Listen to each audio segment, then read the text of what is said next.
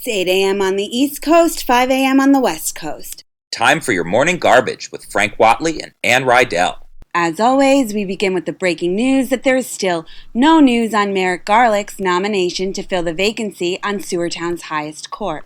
And as always, I'd like to point out that this is literally the opposite of news, so just drop it already, Ann. Frank, are you fucking kidding me? This is the worst display of partisan politics since Aaron Burr shot Alexander Hamilton.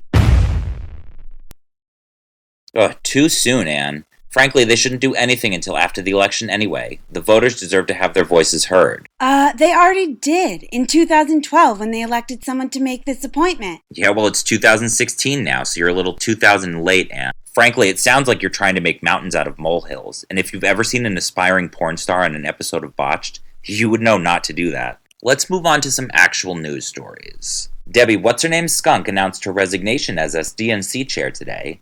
This is a major victory for Bernie Santa and his supporters, who say Skunk's corrupt and has rigged the Democratic primary against them. You know, for someone so generous, he calls himself a socialist, he can be really cranky. Wouldn't want to end up on his naughty list. Well, as Santa would put it, let me just say this.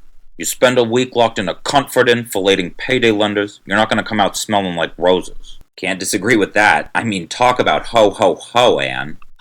Frank, it's just so unfair. Skunk put together a great convention, but one little corporate gangbang, and her reputation is forever tainted by the stench. Meanwhile, Roger Ailes harasses Gretchen Carlton, and anyone else his fat ass can catch up to quickly enough, and he gets a $40 million payday? Oh, God. Please don't start with that feminism bullshit. You're totally going to kill my boner, Ann. Frankly, Skunk would get a huge payout too if she writes a tell-all about that corporate gangbang you mentioned.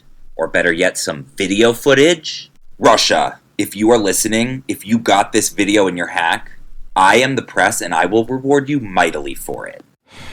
I mean, come on, payday lenders being filleted, I think that might be the literal definition of spank bank, Ann. Frank, I think you might be the literal definition of perv. But a tell-all's not a bad idea. Work for Padma Sakshmi. Her new book about her marriage to Salmon Rushdie is a huge hit. In fact, drug dealers turned book retailers, bongs and needles say Sakshmi's vanity project has done so well, it's on backorder until 2017, Ann. Frankly, at this rate, she might outsell Rushdie himself. And he's supposed to be the Indian Ernest Hummingbird. Although I'm not sure that's a compliment, actually. Didn't Hummingbird kill himself?